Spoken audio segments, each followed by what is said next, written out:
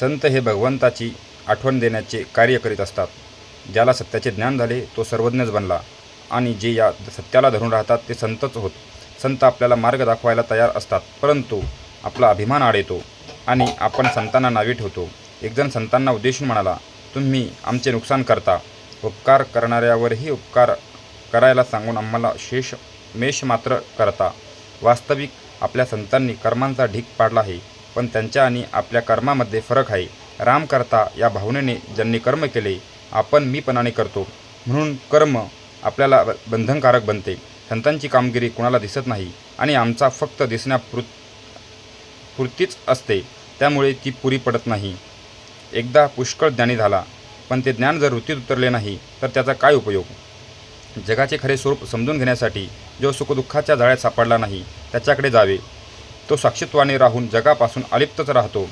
कर्म करूनही तो अलिप्त राहतो. आपण मात्र सुखदुःखात गुरफटून जातो. संतांचे अंतःकरण शुद्ध करण्या असल्यामुळे त्यांची शिव्यांची भाषासुद्धा न बोचणारी, किंबहुना आशीर्वादरूपच ठरते. सत्पुरुष काही विद्वान नसतात. अतिविद्वान मनुष्य कोणी सत्पुरुष झालेला ऐकवात नाही.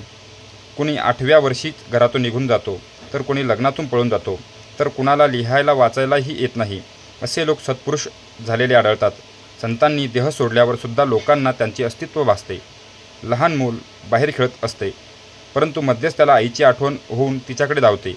याचा अर्थ असा की मुलाला आईचे सूक्ष्म स्मरण सतत असते. तसा भगवंताचा चटका, तशी त्याच्या अस्तित्वाची जाणीव, तशी त्याची निष्ठा आपल्याजवळ पाहिजे. भगवंताची अशी तळमळ लागली की मनुष्य वेडा बनतो. त्या स्थितीत त्याला कोणी संत भेटला की तो निवांत होतो. संत हे खरोखर आईसारखे आहेत. ते आपल्याला भगवंताची आठवण देण्याचे कार्य करीत असतात. सर्व जगावर संतांचे उपकार आहेत. त्यांनी परमात्म्याला सगुणात आणले आणि तो आपल्याला सवेव्य केला. परमात्म्याला आपलासा करून घ्यायला नामस्मरण हे सोपे साधन आहे. एकनाथी भागवत, ज्ञानेश्वरी असे सोपे ग्रंथ निर्माण केले आणि यथाशक्ती अन्नदान करणे हेच कलियुगात उत्तम साधन आहे असे सांगितले. या 4 गोष्टी आचरणात आणायचा प्रयत्न ज्याने केला त्याला काही कमी पडणार नाही. नेहमी समाधानच राहील. जग संतांशिवाय असणे शक्य नाही. आम्हाला त्यांना ओळखता येत नाही.